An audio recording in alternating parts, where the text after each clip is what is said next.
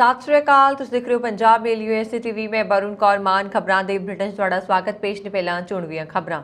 Israel ਨੇ Syria ਦੇ 2 ਹਵਾਈ ਅੱਡਿਆਂ ਤੇ ਕੀਤੀ 에ਅਰ ਸਟ੍ਰਾਈਕ। ਅਮਰੀਕਾ ਹੜ੍ਹ ਪ੍ਰਭਾਵਿਤ ਪਾਕਿਸਤਾਨ ਨੂੰ ਦੇਵੇਗਾ $3 ਕਰੋੜ ਦੀ ਮਨੁੱਖੀ ਸਹਾਇਤਾ। ਅਮਰੀਕਾ ਦੇ ਟੈਕਸਾਸ ਵਿੱਚ ਮੰਕੀ ਪੌਕਸ ਕਾਰਨ ਹੋਈ ਪਹਿਲੀ ਮੌਤ। ਟਰੂਡੋ ਅਤੇ ਸਾਬਕਾ ਅਮਰੀਕੀ ਰਾਸ਼ਟਰਪਤੀ ਕਲਿੰਟਨ ਨੇ ਯੂਕਰੇਨ ਦੀ ਸਹਾਇਤਾ ਬਾਰੇ ਕੀਤੀ ਚਰਚਾ। ਕੈਲੀਫੋਰਨੀਆ ਵਿੱਚ ਭਾਰਤੀ ਅਮਰੀਕੀ ਨਾਲ ਆਪਣੇ ਹੀ ਹਮਵਤਨ ਨੇ ਕੀਤਾ ਨਸਲੀ ਦੁਰਵਿਵਹਾਰ। ਤੇ ਹੁਣ ਇਹਨਾਂ ਖਬਰਾਂ ਦਾ ਵਿਸਥਾਰ ਤੇ ਕੁਝ ਹੋਰ ਖਬਰਾਂ।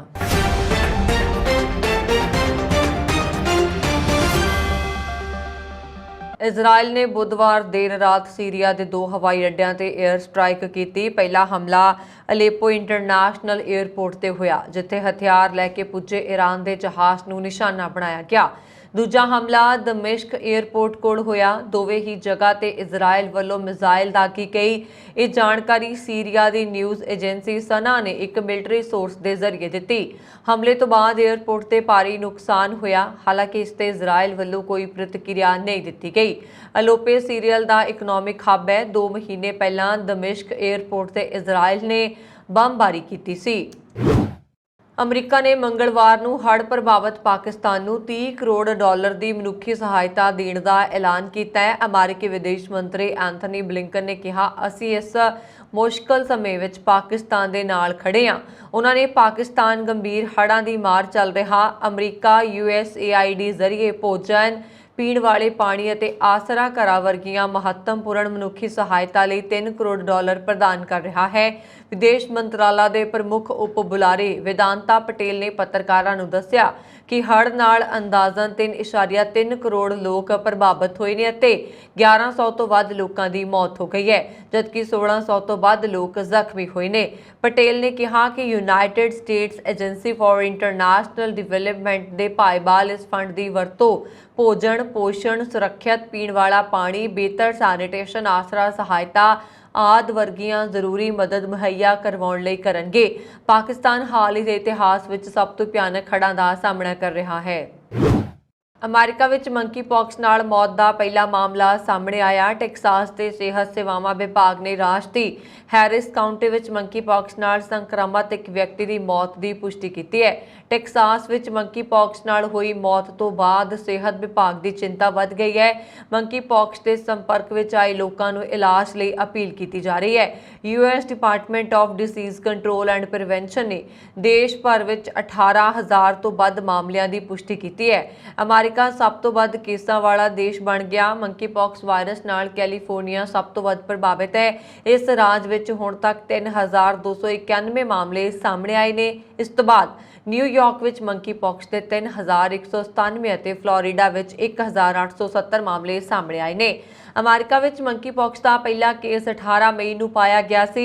ਇੰਡੋਨੇਸ਼ੀਆ ਵਿੱਚ ਮੰਕੀ ਪੌਕਸ ਦਾ ਪਹਿਲਾ ਮਾਮਲਾ ਸਾਹਮਣੇ ਆਇਆ। ਦੇਸ਼ ਦੇ ਸਿਹਤ ਮੰਤਰਾਲੇ ਵੱਲੋਂ ਮਿਲੀ ਜਾਣਕਾਰੀ ਤੋਂ ਪਤਾ ਲੱਗਾ ਹੈ ਕਿ ਇੰਡੋਨੇਸ਼ੀਆ 'ਚ ਇੱਕ 27 ਸਾਲਾ ਵਿਅਕਤੀ ਵਿੱਚ ਇਨਫੈਕਸ਼ਨ ਦੀ ਪੁਸ਼ਟੀ ਹੋਈ ਹੈ, ਜੋ ਵਿਦੇਸ਼ ਯਾਤਰਾ ਤੋਂ ਪਰਤਿਆ ਸੀ। ਉੱਥੇ ਕਿਊਬਾ ਨੇ ਵੀ ਮੰਕੀ ਪੌਕਸ ਦੇ ਪਹਿਲੇ ਮਾਮਲੇ ਦੀ ਪੁਸ਼ਟੀ ਕੀਤੀ ਹੈ। ਇਸ ਬਾਰੇ ਦੇਸ਼ ਦੇ ਜਨ ਸਿਹਤ ਮੰਤਰਾਲਾ ਨੇ ਜਾਣਕਾਰੀ ਦਿੱਤੀ ਹੈ ਕਿ ਇਸ ਹਫ਼ਤੇ ਇਟਲੀ ਤੋਂ ਆਏ ਇੱਕ ਸੈਲਾਨੀ ਵਿੱਚ ਇਨਫੈਕਸ਼ਨ ਦਾ ਪਤਾ ਲੱਗਾ ਹੈ। ਇਹ ਵੀ ਜਾਣਕਾਰੀ ਮਿਲੀ ਹੈ ਕਿ ਯਾਤਰੀ ਕੈਰੀਬੀਅਨ ਸਮੇਤ ਪੱਛਮ ਦੇ ਦੇਸ਼ਾਂ ਦੀ ਯਾਤਰਾ ਕਰਕੇ ਵਾਪਸ ਪਰਤਿਆ ਹੈ।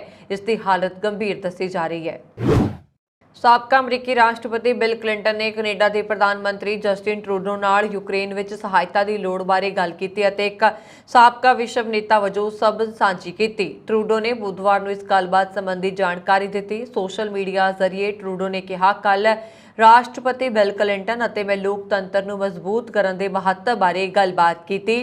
ਟਰੂਡੋ ਮੁਤਾਬਕ ਗੱਲਬਾਤ ਇਹ ਯਕੀਨੀ ਬਣਾਉਣ ਲਈ ਕੀਤੀ ਗਈ ਕਿ ਯੂਕਰੇਨ ਨੂੰ ਲੋਕਾਂ ਦਾ ਸਮਰਥਨ ਕਰਨ ਅਤੇ ਵੱਧ ਰਹੀ ਲਚਕੀਲੀ ਅਰਥ ਵਿਵਸਥਾਵਾਂ ਲਈ ਲੋੜੀਂਦੀ ਸਹਾਇਤਾ ਦੀ ਲੋੜ ਹੈ। ਰਾਸ਼ਟਰਪਤੀ ਦਾ ਆਪਣੀਆਂ ਸੂਝਾਂ ਸਾਂਝੀਆਂ ਕਰਨ ਅਤੇ ਚਰਚਾ ਲਈ ਧੰਨਵਾਦ।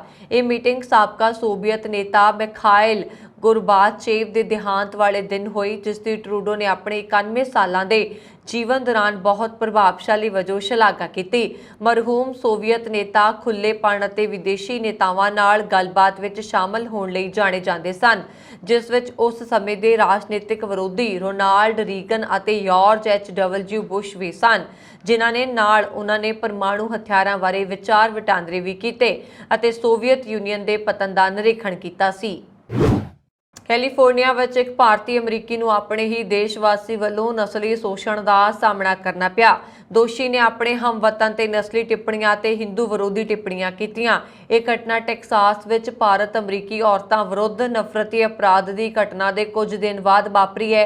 21 ਅਗਸਤ ਨੂੰ ਕੈਲੀਫੋਰਨੀਆ ਦੇ ਤਜਿੰਦਰ ਸਿੰਘ ਨੇ ਫਰੇਮਾਂਟ ਦੇ ਟੈਕੋ ਬੇਲ ਵਿਖੇ ਕ੍ਰਿਸ਼ਨਨ ਜ਼ਰਮਨ ਨਾਲ ਬਦਸਲੂਕੀ ਕੀਤੀ ਅਤੇ ਗਾਲਾਂ ਕੱਢੀਆਂ। ਫਰੀਮਾਂਟ ਪੁਲਿਸ ਵਿਭਾਗ ਨੇ ਕਿਹਾ ਕਿ ਯੂਨੀਅਨ ਸਿਟੀ ਦੇ ਵਸਨੀਕ ਤਜਿੰਦਰ ਤੇ ਸੋਮਵਾਰ ਨੂੰ ਨਾਗਰਿਕ ਅਧਿਕਾਰਾਂ ਦੀ ਉਲੰਘਣਾ, ਹਮਲਾ ਅਤੇ ਸ਼ਾਂਤੀ ਭੰਗ ਕਰਨ ਦੇ ਦੋਸ਼ ਲਗਾਏ ਗਏ ਨੇ। ਜ਼ਾਮਨ ਨੇ 8 ਮਿੰਟ ਤੋਂ ਵੱਧ ਸਮੇਂ ਤੱਕ ਚੱਲੀ ਇਸ ਘਟਨਾ ਨੂੰ ਆਪਣੇ ਫੋਨ ਤੇ ਰਿਕਾਰਡ ਕੀਤਾ ਸੀ। ਅਮਰੀਕੀ ਫੌਜ ਨੇ ਆਪਣੇ ਸਾਰੇ ਚਿਨੂਕ ਹੈਲੀਕਾਪਟਰਾਂ ਦੀਆਂ ਉਡਾਣਾਂ ਤੇ ਪਾਬੰਦੀ ਲਗਾ ਦਿੱਤੀ ਹੈ। ਇਹ ਫੈਸਲਾ ਉਹਨਾਂ ਦੇ ਇੰਜਣ ਵਿੱਚ ਅੱਗ ਲੱਗਣ ਦੀ ਸੰਭਾਵਨਾ ਦੇ ਮੱਦੇਨਜ਼ਰ ਲਿਆ ਗਿਆ। ਇੱਥੇ ਦੱਸ ਦਈਏ ਕਿ ਭਾਰਤ ਵਿੱਚ ਹਵਾਈ ਸੈਨਾ ਅਜੇ ਵੀ ਇਹਨਾਂ CH-47 ਹੈਲੀਕਾਪਟਰਸ ਦੀ ਵਰਤੋਂ ਕਰ ਰਹੀ ਹੈ। ਹਵਾਈ ਸੈਨਾ ਨੇ ਅਮਰੀਕਾ ਤੋਂ ਪਾਬੰਦੀਆਂ ਦੇ ਸੰਬੰਧ ਵਿੱਚ ਰਿਪੋਰਟ ਮੰਗੀ ਹੈ। ਅਮਰੀਕੀ ਹਵਾਈ ਸੈਨਾ ਦੇ ਇਸ ਫੈਸਲੇ ਤੋਂ ਬਾਅਦ ਭਾਰਤੀ ਅਮਰੀਕੀਆਂ ਨੇ ਕਿਹਾ ਕਿ ਮਾਮਲੇ ਦੀ ਜਾਂਚ ਕੀਤੀ ਜਾ ਰਹੀ ਹੈ। ਰਿਪੋਰਟ ਮੁਤਾਬਕ ਅਮਰੀਕੀ ਫੌਜ ਦੀ ਮਟੀਰੀਅਲ ਕਮਾਂਡ ਨੇ 70 ਤੋਂ ਜ਼ਿਆਦਾ ਹੈਲੀਕਾਪਟਰਸ ਦਾ ਨਿਰੀਖਣ ਕਰਨ ਤੋਂ ਬਾਅਦ ਆਪਣੇ ਬੇੜੇ ਦੀਆਂ ਉਡਾਣਾਂ ਨੂੰ ਰੋਕਣ ਦਾ ਫੈਸਲਾ ਲਿਆ। ਸੈਨਾ ਦੇ ਅਧਿਕਾਰੀਆਂ ਨੇ ਦੱਸਿਆ ਕਿ ਇਹਨਾਂ ਹੈਲੀਕਾਪਟਰਸ ਦੇ ਇੰਜਣ ਦੀ ਅੱਗ ਲੱਗਣ ਦੀ ਸੂਚਨਾ ਮਿਲੀ ਹੈ। ਹਾਲਾਂਕਿ ਇਹਨਾਂ ਘਟਨਾਵਾਂ 'ਚ ਕੋਈ ਜ਼ਖਮੀ ਜਾਂ ਮੌਤ ਨਹੀਂ ਹੋਈ ਹੈ। ਇਹ ਹੈਲੀਕਾਪਟਰ ਆਮ ਤੌਰ ਤੇ ਫੌਜੀ ਸਾਜ਼ੋ ਸਮਾਨ ਦੀ ਢੁਆਈ ਅਤੇ ਰਾਹਤ ਬਚਾਅ ਕਾਰਜਾਂ ਲਈ ਵਰਤੇ ਜਾਂਦੇ ਨੇ। ਚਿਨੂਕ ਹੈਲੀਕਾਪਟਰਾਂ ਦੀ ਗਰਾਊਂਡਿੰਗ ਅਮਰੀਕੀ ਸੈਨਿਕਾਂ ਲਈ ਆਵਾਜਾਈ ਦੀਆਂ ਚੁਣੌਤੀਆਂ ਪੈਦਾ ਕਰ ਸਕਦੀ ਹੈ। ਹਾਲਾਂਕਿ ਇਸ ਗੱਲ ਤੇ ਨਿਰਭਰ ਕਰਦਾ ਹੈ ਕਿ ਮੁਅੱਤਲੀ ਆਰਡਰ ਕਿੰਨੀ ਦੇਰ ਤੱਕ ਲਾਗੂ ਰਹਿੰਦਾ ਹੈ। ਵਾਲ ਸਟਰੀਟ ਜਰਨਲ ਨੇ ਸੂਤਰਾਂ ਦਾ ਹਵਾਲਾ ਦਿੰਦੇ ਹੋਏ ਕਿਹਾ ਕਿ ਗਰਾਊਂਡਿੰਗ ਆਰਡਰ ਲਾਗੂ ਹੋ ਗਿਆ। ਅਮਰੀਕੀ ਅਧਿਕਾਰੀਆਂ ਨੇ ਦੱਸਿਆ ਕਿ ਅਮਰੀਕੀ ਫੌਜ ਦੇ ਬੇੜੇ 'ਚ ਕਰੀਬ 400 ਹੈਲੀਕਾਪਟਰ ਨੇ। ਅਮਰੀਕੀ ਫੌਜ ਦੇ ਬੁਲਾਰੇ ਨੇ ਕਿਹਾ ਕਿ ਫੌਜੀਆਂ ਦੀ ਸੁਰੱਖਿਆ ਸਭ ਤੋਂ ਵੱਡੀ ਤਰਜੀਹ ਹੈ। ਅਸੀਂ ਇਹ ਯਕੀਨੀ ਬਣਾਵਾਂਗੇ ਕਿ ਸਾਡੇ ਜਹਾਜ਼ ਜਾਂ ਹੈਲੀਕਾਪਟਰ ਸੁਰੱਖਿਅਤ ਅਤੇ ਉਡਾਉਣਯੋਗ ਰਹਿਣ। ਅਮਰੀਕਾ ਵਿੱਚ ਵੱਧਦੇ ਗਨ ਕਲਚਰ ਨੇ ਹੁਣ ਪੁਲਿਸ ਨੂੰ ਵੀ ਨਿਸ਼ਾਨੇ ਤੇ ਲੈ ਲਿਆ। ਮੈਫਿਸ ਵਿੱਚ ਇੱਕ ਪੁਲਿਸ ਅਧਿਕਾਰੀ ਨੂੰ ਗੋਲੀ ਮਾਰੀ ਗਈ ਹੈ। ਪੁਲਿਸ ਮੁਖੀ CJ ਡੇਵਿਸ ਨੇ ਘਟਨਾ ਦੇ ਬਾਰੇ ਵਿੱਚ ਜਾਣਕਾਰੀ ਦਿੰਦੇ ਹੋਏ ਕਿਹਾ ਕਿ ਬੁੱਧਵਾਰ ਦੁਪਹਿਰ ਦੱਖਣ ਪੱਛਮ ਮੈਫਿਸ ਵਿੱਚ ਇੱਕ ਪੁਲਿਸ ਅਧਿਕਾਰੀ ਨੂੰ ਗੋਲੀ ਮਾਰਨ ਦੇ ਇਲਜ਼ਾਮ ਵਿੱਚ 3 ਲੋਕਾਂ ਨੂੰ ਗ੍ਰਿਫਤਾਰ ਕੀਤਾ ਗਿਆ। ਰਿਪੋਰਟ ਅਨੁਸਾਰ ਪੁਲਿਸ ਅਧਿਕਾਰੀ ਨੇ ਕਿਹਾ ਕਿ ਸਾਨੂੰ ਇਹ ਵੀ ਪਤਾ ਚੱਲਿਆ ਕਿ ਚੌਥਾ ਸ਼ੱਕੀ ਅਜੇ ਵੀ ਫਰਾਰ ਹੈ ਅਤੇ ਪੁਲਿਸ ਉਸ ਦਾ ਪਿੱਛਾ ਕਰ ਰਹੀ ਹੈ। ਅਧਿਕਾਰੀਆਂ ਨੇ ਦੱਸਿਆ ਕਿ ਮੈਫਿਸ ਪੁਲਿਸ ਵਿਭਾਗ ਨੂੰ ਦੁਪਹਿਰ 12:30 ਵਜੇ ਇੱਕ ਅਧਿਕਾਰੀ ਦੇ ਬਾਰੇ ਵਿੱਚ ਅਲਰਟ ਕੀਤਾ ਗਿਆ ਜਿਸ ਨੂੰ ਹਾਰਨ ਲੇਕ ਅਤੇ ਹਾਰਨ ਲੇਕ ਕੋਵ ਦੇ ਖੇਤਰ ਵਿੱਚ ਗੋਲੀ ਮਾਰੀ ਗਈ। ਪੁਲਿਸ ਮੁਤਾਬਕ ਇੱਕ ਹੋਰ ਪੁਲਿਸ ਅਧਿਕਾਰੀ ਨੇ ਜ਼ਖਮੀ ਅਧਿਕਾਰੀ ਨੂੰ ਹਸਪਤਾਲ ਵਿੱਚ ਭਰਤੀ ਕਰਵਾਇਆ ਜਿੱਥੇ ਅਧਿਕਾਰੀ ਦੀ ਹਾਲਤ ਗੰਭੀਰ ਹੈ। ਪੁਲਿਸ ਦੇ ਅਨੁਸਾਰ ਉਸੇ ਦਿਨ ਵਾਸ਼ਿੰਗਟਨ ਡੀਸੀ ਵਿੱਚ 2 ਕਲਾਸਮੇਟਸ ਨੂੰ ਕਥਿਤ ਤੌਰ ਤੇ ਗੋਲੀ ਮਾਰਨ ਅਤੇ ਜ਼ਖਮੀ ਕਰਨ ਦੇ ਦੋਸ਼ ਵਿੱਚ ਇੱਕ 15 ਸਾਲਾ ਲੜਕੇ ਨੂੰ ਗ੍ਰਿਫਤਾਰ ਕੀਤਾ ਗਿਆ ਸੀ। ਇੱਕ ਅਲੱਗ ਘਟਨਾ ਵਿੱਚ ਇੱਕ ਹੋਰ ਲੜਕੇ ਨੂੰ ਵੀ ਬੁੱਧਵਾਰ ਨੂੰ ਦੱਖਣ ਪੂਰਬ ਵਾਸ਼ਿੰਗਟਨ ਵਿੱਚ ਇੱਕ ਇਮਾਰਤ ਦੇ ਅੰਦਰ ਗੋਲੀ ਮਾਰੀ ਗਈ ਸੀ। ਇਨ੍ਹਾਂ ਦਿਨਾਂ ਅਮਰੀਕਾ ਵਿੱਚ ਗੋਲੀਬਾਰੀ ਦੀਆਂ ਘਟਨਾਵਾਂ ਵੱਧਦੀਆਂ ਹੀ ਜਾ ਰਹੀਆਂ ਨੇ। ਬ੍ਰਿਟੇਨ ਦੇ ਪ੍ਰਿੰਸ ਹੈਰੀ ਦੀ ਪਤਨੀ ਅਤੇ ਡਚਸ ਆਫ ਸਸੈਕਸ ਮੇਗਨ ਮਾਰਕਲ ਨੇ ਕਿਹਾ ਕਿ ਜਦੋਂ ਉਹ ਉਹਨਾਂ ਦੇ ਪਤੀ ਬ੍ਰਿਟੇਨ ਵਿੱਚ ਸਨ ਉਦੋਂ ਕੇਵਲ ਉਹਨਾਂ ਦੀ ਮੌਜੂਦਗੀ ਤੋਂ ਹੀ ਸ਼ਾਹੀ ਪਰਿਵਾਰ ਦੇ ਲੋਕ ਬੇਚੈਨ ਹੋ ਜਾਂਦੇ ਸਨ। ਸਾਬਕਾ ਅਭਿਨੇਤਰੀ ਨੇ ਸੋਮਵਾਰ ਨੂੰ ਇੱਕ ਅਮਰੀਕੀ ਮੈਗਜ਼ੀਨ ਦਾ ਕੱਟ ਵਿੱਚ ਪ੍ਰਕਾਸ਼ਿਤ ਇੰਟਰਵਿਊ 'ਚ ਖੁਲਾਸਾ ਕੀਤਾ। ਇਹ ਪੁੱਛੇ ਜਾਣ ਤੇ ਕਿ ਉਹ ਆਪਣੇ ਨਾਲ ਕੀਤੇ ਗਏ ਵਤੀਰੇ ਲਈ ਸ਼ਾਹੀ ਪਰਿਵਾਰ ਨੂੰ ਮਾਫ ਕਰ ਸਕਦੀ ਹੈ ਤਾਂ ਉਹਨਾਂ ਨੇ ਕਿਹਾ ਕਿ ਇਹ ਆਸਾਨ ਨਹੀਂ ਹੈ। ਮੇਗਨ ਨੇ ਹੈਰੀ ਅਤੇ ਉਸਦੇ ਪਿਤਾ ਪ੍ਰਿੰਸ ਚਾਰਲਸ ਵਿਚਕਾਰ ਤਣਾਅਪੂਰਨ ਸੰਬੰਧਾਂ ਬਾਰੇ ਵੀ ਗੱਲ ਕੀਤੀ। ਉਹਨਾਂ ਨੇ ਕਿਹਾ ਕਿ ਮੈਨੂੰ ਲੱਗਦਾ ਹੈ ਕਿ ਮੁਆਫੀ ਬਹੁਤ ਮਹੱਤਵਪੂਰਨ ਹੈ। ਮੁਆਫ ਨਾ ਕਰਨ ਲਈ ਜ਼ਿਆਦਾ ਊਰਜਾ ਦੀ ਲੋੜ ਹੁੰਦੀ ਹੈ ਪਰ ਮੁਆਫ ਕਰਨ ਲਈ ਵੀ ਬਹੁਤ ਮਿਹਨਤ ਕਰਨੀ ਪੈਂਦੀ ਹੈ। ਮੈਂ ਸੱਚਮੁੱਚ ਕੋਸ਼ਿਸ਼ ਕੀਤੀ ਹੈ ਇਹ ਜਾਣਦੇ ਹੋਏ ਕਿ ਮੈਂ ਕੁਝ ਵੀ ਬੋਲ ਸਕਦੀ ਹਾਂ। ਜ਼ਿਕਰਯੋਗ ਹੈ ਕਿ ਮੇਗਨ ਅਤੇ ਹੈਰਿਸ ਨੇ 2020 ਵਿੱਚ ਸ਼ਾਹੀ ਫਰਜ਼ਾਂ ਨੂੰ ਤਿਆਗ ਦਿੱਤਾ ਸੀ ਅਤੇ ਉਦੋਂ ਤੋਂ ਹੀ ਸ਼ਾਹੀ ਪਰਿਵਾਰ ਨਾਲ ਤਣਾਅਪੂਰਨ ਸੰਬੰਧ ਰਹੇ ਨੇ। ਬ੍ਰਿਟਿਸ਼ ਮੀਡੀਆ ਅਤੇ ਇਸ ਦੇ ਕਥਿਤ ਨਸਲੀ ਵਿਵਹਾਰ ਦਾ ਹਵਾਲਾ ਦਿੰਦੇ ਹੋਏ ਜੋੜੇ ਨੂੰ UK ਛੱਡ ਦਿੱਤਾ। ਉਹ ਹੁਣ ਆਪਣੇ 2 ਬੱਚਿਆਂ ਨਾਲ ਅਮਰੀਕਾ ਦੀ ਕੈਲੀਫੋਰਨੀਆ ਵਿੱਚ ਰਹਿੰਦਾ ਹੈ ਤੇ ਉਹਨਾਂ ਤੇ ਸ਼ਾਹੀ ਪਰਿਵਾਰ ਪ੍ਰਤੀ ਆਪਣੀ ਨਾਰਾਜ਼ਗੀ ਜਨਤਕ ਤੌਰ ਤੇ ਪ੍ਰਗਟ ਕੀਤੀ ਹੈ। ਪਿਛਲੇ ਸਾਲ ਓਪਰਾ ਵਿਨਫਰੇ ਨਾਲ ਇੱਕ ਇੰਟਰਵਿਊ ਵਿੱਚ ਮੇਗਨ ਨੇ ਸ਼ਾਹੀ ਪਰਿਵਾਰ ਵਿੱਚ ਨਸਲਵਾਦ ਬਾਰੇ ਗੱਲ ਕੀਤੀ ਸੀ। ਫਿਰ ਹੈਰੀ ਨੇ ਦੱਸਿਆ ਕਿ ਉਸਦੇ ਪਿਤਾ ਕ੍ਰਾਊਨ ਪ੍ਰਿੰਸ ਚਾਰਲਸ ਉਸਦਾ ਫੋਨ ਨਹੀਂ ਚੁੱਕਦੇ ਸਨ। ਇੱਕ ਭਾਰਤੀ ਅਮਰੀਕੀ ਡਾਕਟਰ ਨੇ ਪ੍ਰਧਾਨ ਮੰਤਰੀ ਨਰਿੰਦਰ ਮੋਦੀ, ਆਂਧਰਾ ਪ੍ਰਦੇਸ਼ ਦੇ ਮੁੱਖ ਮੰਤਰੀ YS ਜਗਮੋਹਨ ਰੈਡੀ ਉੱਤੇ ਉੱਗੇ ਕਾਰੋਬਾਰੀ ਗੌਤਮ ਅਡਾਨੀ ਖਿਲਾਫ ਭ੍ਰਿਸ਼ਟਾਚਾਰ, ਪੈਗਾਸ ਸਵਾਈਪਵੇਅਰ ਦੀ ਵਰਤੋਂ ਅਤੇ ਹੋਰ ਮੁੱਦਿਆਂ ਨੂੰ ਲੈ ਕੇ ਮੁਕੱਦਮਾ ਦਾਇਰ ਕਰ ਦਿੱਤਾ ਹੈ। ਕੋਲੰਬੀਆ ਦੀ ਅਮਰੀਕੀ ਜ਼ਿਲ੍ਹਾ ਅਦਾਲਤ ਨੇ ਇਹਨਾਂ ਸਾਰੇ ਲੋਕਾਂ ਨੂੰ ਸਮਨ ਜਾਰੀ ਕੀਤਾ ਹੈ। ਨਿਊਯਾਰਕ ਤੋਂ ਅੱਗੇ ਭਾਰਤੀ ਅਮਰੀਕੀ ਅਟਾਰਨੀ ਰਵੀ ਬੱਤਰਾ ਨੇ ਇਸ ਨੂੰ ਵਿਅਰਥ ਮੁਕੱਦਮਾ ਕਰਾਰ ਕਰ ਦਿੱਤਾ ਹੈ। ਰਿਚਮੰਡ ਸਥਿਤ ਗੈਸਟਰੋਐਂਟਰੋਲੋਜਿਸਟ ਡਾਕਟਰ ਲੋਕੇਸ਼ ਵਯੂਰੀ ਨੇ ਪ੍ਰਧਾਨ ਮੰਤਰੀ ਮੋਦੀ, ਰੈਡੀ ਅਤੇ ਅਡਾਨੀ ਦੇ ਖਿਲਾਫ ਇਹ ਮੁਕੱਦਮਾ ਦਾਇਰ ਕੀਤਾ ਹੈ। ਇਸ ਮੁਕੱਦਮੇ ਵਿੱਚ ਵਰਲਡ ਇਕਨੋਮਿਕ ਫੋਰਮ ਦੇ ਪ੍ਰਧਾਨ ਅਤੇ ਸੰਸਥਾਪਕ ਪ੍ਰੋਫੈਸਰ ਕਲੌਸ ਸ਼ਵਾਬ ਦਾ ਨਾਮ ਵੀ ਸ਼ਾਮਲ ਹੈ। ਆਂਧਰਾ ਪ੍ਰਦੇਸ਼ ਦੇ ਰਹਿਣ ਵਾਲੇ ਡਾਕਟਰ ਨੇ ਦੋਸ਼ ਲਗਾਇਆ ਹੈ ਕਿ ਪ੍ਰਧਾਨ ਮੰਤਰੀ ਮੋਦੀ, ਰੈਡੀ, ਅਡਾਨੀ ਅਤੇ ਹੋਰ ਭ੍ਰਿਸ਼ਟਾਚਾਰ ਵਿੱਚ ਸ਼ਾਮਲ ਨੇ, ਜਿਸ ਵਿੱਚ ਅਮਰੀਕਾ 'ਚ ਵੱਡੇ ਪੈਮਾਨੇ ਤੇ ਨਕਦੀ ਟ੍ਰਾਂਸਫਰ ਅਤੇ ਸਿਆਸੀ ਵਿਰੋਧੀਆਂ ਵਿਰੁੱਧ ਜਸੂਸੀ ਸੌਫਟਵੇਅਰ ਪੈਗਾਸਸ ਦੀ ਵਰਤੋਂ ਸ਼ਾਮਲ ਹੈ। ਹਾਲਾਂਕਿ ਡਾਕਟਰ ਨੇ ਇਸ ਸੰਬੰਧੀ ਕੋਈ ਸਬੂਤ ਪੇਸ਼ ਨਹੀਂ ਕੀਤਾ। रूसी बोलण वाली यूक्रेनी महिला जसूस निधिनी अमरीका खुफिया एजेंसी FBI की रडार ते है। इसकी पछाण 33 साला इन जाशन वजों हुई है। इसने खुफिया जानकारी इकट्ठी करने लई साबका राष्ट्रपति डोनाल्ड ट्रंप के बंगले मारे-लागो तक पहुंच की। बंगले विच दाखल होने लई उसने अपने आप नूं यूरोप के सब तो अमीर परिवार रॉथस्चाइल्ड दी वारस एना डे रॉथस्चाइल्ड वजों पेश किया। इसका मकसद ट्रंप के बंगले च मौजूद संवेदनशील दस्तावेज़ों की जानकारी इकट्ठी करना सी। इन्हां संवेदनशील दस्तावेज़ों नूं बरामद करने लई FBI ने कुछ दिन पहला ट्रंप के बंगले ते छापा मारिया सी। ट्रंप अपना कार्यकाल पूरा होने तो बाद भी इन्हां दस्तावेज़ों नूं व्हाइट हाउस तो इत्थे लैके आए सन। खबरों के मुताबक इन्हां पहली बार 2021 फर्जी पछाण पत्र, पासपोर्ट ਅਤੇ ड्राइविंग लाइसेंस नाल ट्रंप के बंगले च दाखल हुई सी। साबका निवेश बैंकर जॉन लेफवेयर के अनुसार इन्हां खुद नूं अमीर दिखाउण लई एक मर्सिडीज कार विच सवारी करदी सी ते अपने आप नूं अमीर दिखाउण दे लई महंगीआं घड़ियां पाउंदे सन।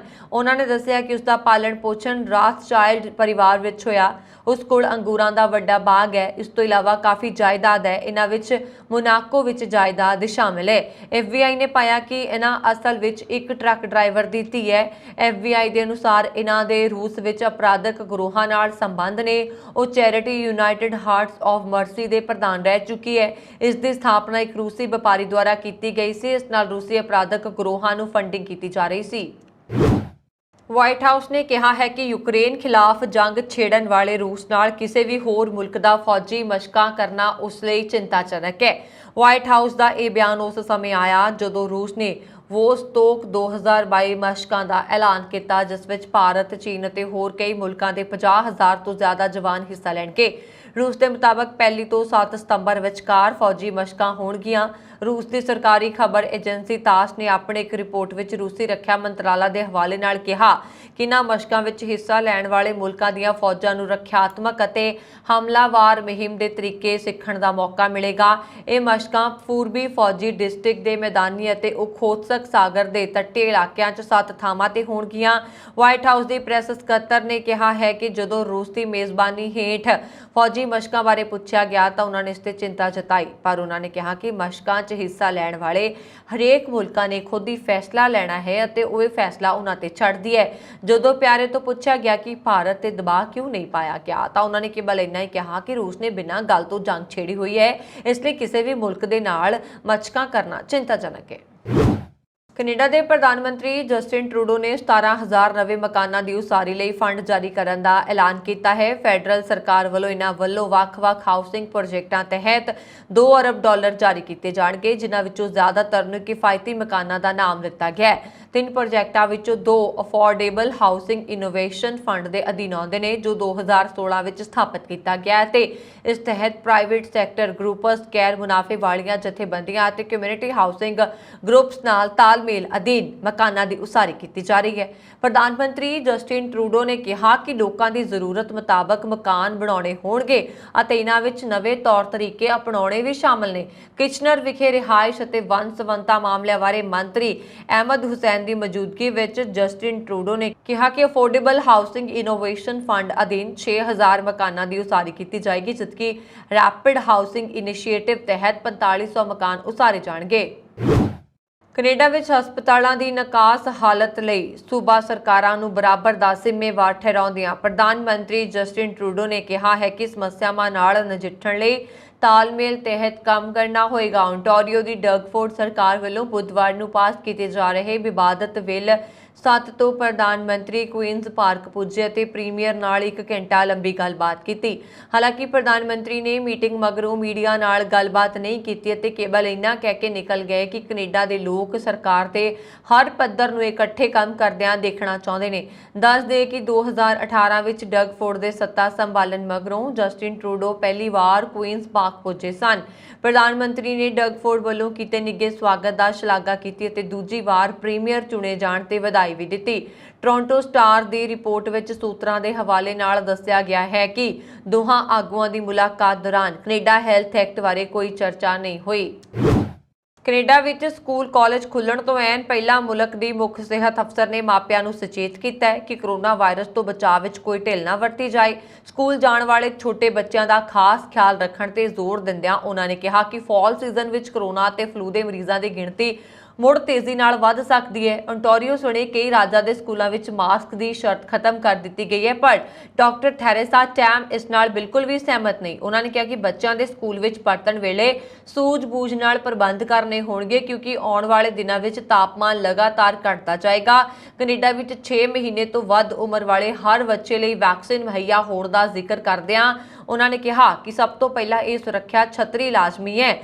ਹੈਲਥ ਕੈਨੇਡਾ ਨੇ ਅੰਕੜਿਆਂ ਦੇ ਮੁਤਾਬਕ 5 ਸਾਲ ਤੋਂ 11 ਸਾਲ ਤੱਕ ਦੇ ਕੇਵਲ 42% ਬੱਚਿਆਂ ਨੇ ਦੋਵੇਂ ਟੀਕੇ ਲਗਵਾਏ ਨੇ। ਕੈਨੇਡਾ ਦੀ ਗ੍ਰੀਨ ਪਾਰਟੀ ਦੀ ਲੀਡਰਸ਼ਿਪ ਦੌੜ ਵਿੱਚ 6 ਉਮੀਦਵਾਰ ਸ਼ਾਮਲ ਹੋ ਚੁੱਕੇ ਨੇ, ਜਿਨ੍ਹਾਂ ਨੂੰ ਪਾਰਟੀ ਦੇ ਪ੍ਰਬੰਧਕੀ ਮੈਂਬਰਾਂ ਵੱਲੋਂ ਪ੍ਰਵਾਨਗੀ ਦੇ ਦਿੱਤੀ ਗਈ ਹੈ। 2 ਉਮੀਦਵਾਰ ਆਜ਼ਾਦ ਤੌਰ ਤੇ ਲੜਨਗੇ, ਜਦਕਿ ਬਾਕੀ 4 ਉਮੀਦਵਾਰ 2-2 ਜਣਿਆਂ ਦੀ ਸਲੇਟ ਦੇ ਰੂਪ ਵਿੱਚ ਮੈਦਾਨ ਵਿੱਚ ਨਿਤਰਨ ਦਾ ਫੈਸਲਾ ਕੀਤਾ ਹੈ। CBC ਦੀ ਰਿਪੋਰਟ ਮੁਤਾਬਕ ਸਾਰਾ ਗੈਬਰੀਅਲ ਬੈਰਨ ਅਤੇ ਸਾਈਮਨ ਨੋਕੀਨੀ ਮੈਸੀਅਰ ਖੁਦ ਮੁਖਤਿਆਰ ਰੂਪ ਵਿੱਚ ਲੀਡਰਸ਼ਿਪ ਦੌੜ ਦੇ ਉਮੀਦਵਾਰ ਹੋਣਗੇ, ਜਦਕਿ ਸਾਬਕਾ ਆਗੂ ਐਲਿਜ਼ਾਬੈਥ ਮੀ ਅਤੇ ਜੌਨਥਨ ਫਾਨੋ ਸਾਂਝੇ ਉਮੀਦਵਾਰ ਵਜੋਂ ਮੈਦਾਨ 'ਚ ਹੋਣਗੇ। ਇਸੇ ਤਰ੍ਹਾਂ ਐਨਾ ਕੀਨਨ ਅਤੇ ਚੈਡ ਵਾਲਕੌਟ ਵੀ ਜੋੜੇ ਦੇ ਰੂਪ ਵਿੱਚ ਮੁਕਾਬਲਾ ਲੜਨਗੇ। ਗ੍ਰੀਨ ਪਾਰਟੀ ਦੀ ਮੁਕਾਬਲਾ ਕਮੇਟੀ ਨੇ ਦੱਸਿਆ ਕਿ VOTING ਦੇ 2 ਗੇੜ ਹੋਣਗੇ ਅਤੇ ਪਹਿਲੇ ਗੇੜ ਦੀ VOTING ਮਗਰੋਂ ਉਮੀਦਵਾਰਾਂ ਨੂੰ ਮਿਲੀਆਂ ਵੋਟਾਂ ਦੇ ਆਧਾਰ ਤੇ ਦਰਜਾਬੰਦੀ 14 ਅਕਤੂਬਰ ਨੂੰ ਐਲਾਨੀ ਜਾਏਗੀ। ਅੰਤਮ ਗੇੜ ਦੀਆਂ ਵੋਟਾਂ ਪੈਣ ਮਗਰੋਂ 19 ਨਵੰਬਰ ਨੂੰ ਨਵੇਂ ਆਗੂਆਂ ਦਾ ਐਲਾਨ ਕਰ ਦਿੱਤਾ ਜਾਏਗਾ। ਬ੍ਰਿਟਿਸ਼ ਕੋਲੰਬੀਆ ਦੇ ਸ਼ਹਿਰ ਸਰੀ ਦੀ ਵਾਸੀ ਨਵਦੀਪ ਕੌਰ ਲਾਪਤਾ ਹੋ ਗਈ ਹੈ। 22 ਅਗਸਤ ਤੋਂ ਬਾਅਦ ਉਸ ਬਾਰੇ ਕੋਈ ਥੌ ਪਤਾ ਨਹੀਂ ਲੱਗਾ। ਸਰੀ RCMP ਨੇ ਨਵਦੀਪ ਦੀ ਭਾਲ ਲਈ ਹੁਣ ਲੋਕਾਂ ਤੋਂ ਮਦਦ ਦੀ ਅਪੀਲ ਕੀਤੀ ਹੈ। ਸਰੀ ਦੀ ਰਾਇਲ ਕੈਨੇਡੀਅਨ ਮਾਊਂਟੇਨ ਪੁਲਿਸ ਨੇ ਦੱਸਿਆ ਕਿ 25 ਸਾਲ ਦੀ ਨਵਦੀਪ ਕੌਰ 22 ਅਗਸਤ ਤੋਂ ਲਾਪਤਾ ਹੈ, ਜਿਸ ਦੇ ਲਈ ਉਹਨਾਂ ਨੇ ਨੰਬਰ ਵੀ ਜਾਰੀ ਕੀਤੇ ਨੇ। ਸਰੀ RCMP ਨੇ ਲੋਕਾਂ ਨੂੰ ਅਪੀਲ ਕੀਤੀ ਹੈ ਕਿ ਜਿਸ ਕਿਸੇ ਨੂੰ ਵੀ ਨਵਦੀਪ ਬਾਰੇ ਕੋਈ ਜਾਣਕਾਰੀ ਮਿਲੇ ਤਾਂ ਉਹ ਪੁਲਿਸ ਦੇ ਨਾਲ ਨੰਬਰਾਂ ਤੇ ਸੰਪਰਕ ਕਰੇ। ਨੰਬਰ ਨੇ 6045990502 ਤੇ ਇਸ ਤੋਂ ਇਲਾਵਾ ਗੁਪਤ ਢੰਗ ਨਾਲ ਜਾਣਕਾਰੀ ਦੇਣ ਦੇ ਲਈ ਕ੍ਰਾਈਮ ਸਟਾਪਰਸ ਨਾਲ 1800 2228477 ਤੇ ਸੰਪਰਕ ਕੀਤਾ ਜਾ ਸਕਦਾ ਹੈ। ਨੰਬਰ ਇੱਕ ਵਾਰੀ ਫਿਰ ਤੋਂ ਦੱਸ ਦਿੰਦੇ ਹਾਂ 6045990502 ਅਤੇ ਦੂਸਰਾ ਨੰਬਰ ਹੈ 180022228477। ਕੈਲੰਡਨ ਦੇ ਇੱਕ ਬਜ਼ੁਰਗ ਦੀ ਮੌਤ ਅਤੇ ਉਸ ਦੀ ਪਤਨੀ ਨੂੰ ਗੰਭੀਰ ਜ਼ਖਮੀ ਕਰਨ ਦੇ ਮਾਮਲੇ ਵਿੱਚ ਕੈਦ ਦੀ ਸਜ਼ਾ ਭੁਗਤ ਰਹੇ ਬ੍ਰੈਂਪਟਨ ਦੇ ਅਰਸ਼ਦੀਪ ਮੰਡ ਨੂੰ ਪੈਰੋਲ ਨਹੀਂ ਮਿਲੀ। ਕੈਨੇਡਾ ਦੇ ਪੈਰੋਲ ਬੋਰਡ ਨੇ ਮੰਡ ਨੂੰ ਸਮਾਜ ਲਈ ਖਤਰਾ ਦੱਸਦੇ ਹੋਏ ਉਸ ਨੂੰ ਪੈਰੋਲ ਦੇਣ ਤੋਂ ਇਨਕਾਰ ਕਰ ਦਿੱਤਾ। 2020 ਵਿੱਚ ontario ਦੇ ਸ਼ਹਿਰ ਕੈਲੰਡਨ ਵਿੱਚ ਪੈਂਦੇ ਪਿੰਡ ਵਾਲਟਨ ਵਿੱਚ ਇੱਕ ਸੜਕ ਹਾਦਸਾ ਵਾਪਰਿਆ ਸੀ। ਇਹ ਹਾਦਸਾ ਉਸ ਵੇਲੇ ਵਾਪਰਿਆ ਜਦੋਂ 13 ਮਈ 2020 ਨੂੰ ਅਰਸ਼ਦੀਪ ਮੰਡ ਆਪਣੀ ਗੱਡੀ ਰਾਹੀਂ ਕਿਤੇ ਜਾ ਰਿਹਾ ਸੀ। ਇਸ ਦੌਰਾਨ ਉਸਨੇ ਕੈਲੰਡਨ ਦੇ ਹੈਲ ਰੋਡ ਦੀ ਸੈਂਟਰ ਲਾਈਨ ਕ੍ਰਾਸ ਕਰਕੇ ਫੋਰਡ ਪਿਕਅਪ ਟਰੱਕ ਨੂੰ ਟੱਕਰ ਮਾਰ ਦਿੱਤੀ। ਇਸ ਤੋਂ ਬਾਅਦ ਉਹ ਰੁਕਿਆ ਨਹੀਂ, ਸਗੋਂ ਉਸਨੇ ਇੱਕ ਬਜ਼ੁਰਗ ਜੋੜੇ ਨੂੰ ਵੀ ਟੱਕਰ ਮਾਰੀ, ਜਿਨ੍ਹਾਂ ਵਿੱਚ ਜੋਏ ਨਾਂ ਦੇ 79 ਸਾਲਾ ਬਜ਼ੁਰਗ ਦੀ ਮੌਕੇ ਤੇ ਮੌਤ ਹੋ ਗਈ, ਜਦਕਿ ਉਸਦੀ ਪਤਨੀ 70 ਸਾਲਾ ਜ਼ੀਨ ਵੈਨ ਟੈਲਸ਼ਨ ਗੰਭੀਰ ਰੂਪ ਵਿੱਚ ਜ਼ਖਮੀ ਹੋ ਗਈ ਸੀ। ਸਰਬੱਤ ਦਾ ਭਲਾ ਚੈਰੀਟੇਬਲ ਟਰਸਟ ਨੇ ਹੜ੍ਹਾਂ ਨਾਲ ਜੂਝ ਰਹੇ ਗੁਆਂਢੀ ਮੁਲਕ ਪਾਕਿਸਤਾਨ ਵਿੱਚ ਹੜ੍ਹ ਪੀੜਤਾਂ ਦੀ ਮਦਦ ਲਈ ਲਗਭਗ 30,000 ਪਾਉਂਡ ਦੀ ਵਿੱਤੀ ਮਦਦ ਭੇਜੀ ਹੈ।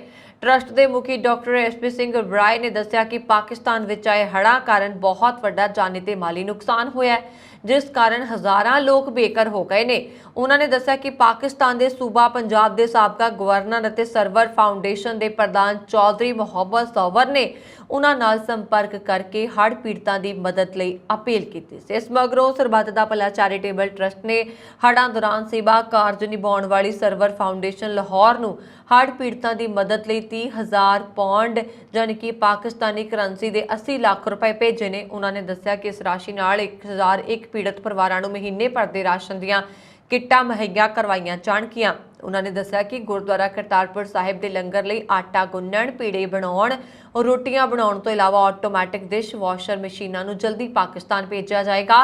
ਸਰਵਰ ਫਾਊਂਡੇਸ਼ਨ ਦੇ ਬਾਨੀ ਨੇ ਸਾਬਕਾ ਰਾਜਪਾਲ ਚੌਧਰੀ ਮੁਹੰਮਦ ਸਰਵਰ ਨੇ ਇਸ ਮਦਦ ਲਈ ਡਾਕਟਰ SP ਸਿੰਘ ਉਬਰਾਏ ਦਾ ਧੰਨਵਾਦ ਕਰਦਿਆਂ ਕਿਹਾ ਕਿ ਔਖੀ ਘੜੀ ਵੇਲੇ ਇਸ ਮਦਦ ਨਾਲ ਜਿੱਥੇ ਹੜ੍ਹ ਪੀੜਤਾਂ ਨੂੰ ਰਾਹਤ ਮਿਲੇਗੀ, ਉੱਥੇ ਦੋਵਾਂ ਮੁਲਕਾਂ ਦੇ ਰਿਸ਼ਤਿਆਂ 'ਚ ਮਿਠਾਸ ਆਏਗੀ।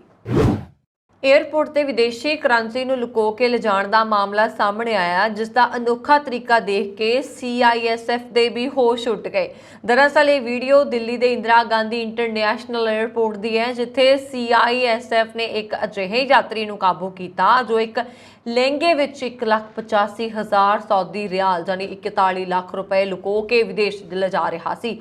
ਦਰਅਸਲ ਇਹ ਘਟਨਾ ਮੰਗਲਵਾਰ ਸਵੇਰੇ ਕਰੀਬ 4 ਵਜੇ ਦੀ ਹੈ, ਜਦੋਂ ਇਹ ਯਾਤਰੀ ਟਰਮੀਨਲ 3 ਤੇ ਲੰਘ ਰਿਹਾ ਸੀ ਤਾਂ ਚੈਕਿੰਗ ਦੌਰਾਨ ਜਦੋਂ ਅਧਿਕਾਰੀਆਂ ਨੂੰ ਸ਼ੱਕ ਹੋਇਆ, ਉਹਨਾਂ ਨੇ ਇਸ ਦੀ ਡੂੰਘਾਈ ਜਾਂਚ ਕਰਨੀ ਸ਼ੁਰੂ ਕਰ ਦਿੱਤੀ। ਇਸ ਤੋਂ ਬਾਅਦ ਜੋ ਕੁਝ ਵੇਖਣ ਨੂੰ ਮਿਲਿਆ ਉਸ ਨੂੰ ਦੇਖ ਕੇ ਅਧਿਕਾਰੀਆਂ ਦੇ ਹੋਸ਼ ਉੱਡ ਗਏ। ਫੜੇ ਗਏ ਯਾਤਰੀ ਦਾ ਨਾਮ ਮਿਸਮ ਰਜ਼ਾ ਹੈ ਅਤੇ ਉਹ ਸਪਾਈਸ ਜੈਟ ਦੀ ਫਲਾਈਟ ਰਾਹੀਂ ਦੁਬਈ ਜਾ ਰਿਹਾ ਸੀ।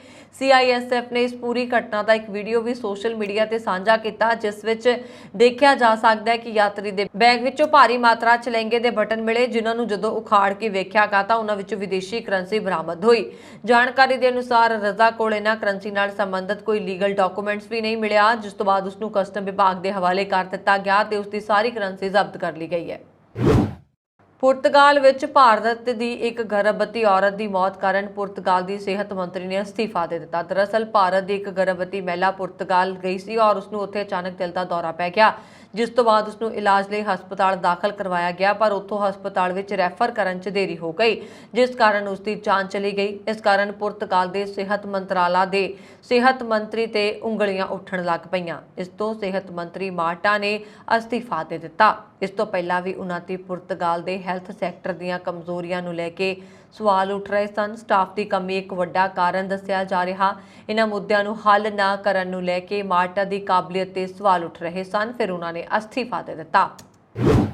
ਦਿੱਲੀ ਤੋਂ ਨਾਸਿਕ ਲਈ ਵੀਰਵਾਰ ਸਵੇਰ ਨੂੰ ਉਡਾਣ ਭਰਨ ਵਾਲੀ ਸਪਾਈਸ ਜੈਟ ਦੀ ਫਲਾਈਟ ਨੂੰ ਆਟੋ ਪਾਇਲਟ ਵਿੱਚ ਗੜਬੜੀ ਦੇ ਕਾਰਨ ਅੱਧੇ ਰਾਸਤੇ ਤੋਂ ਵਾਪਸ ਪਰਤਣਾ ਪਿਆ।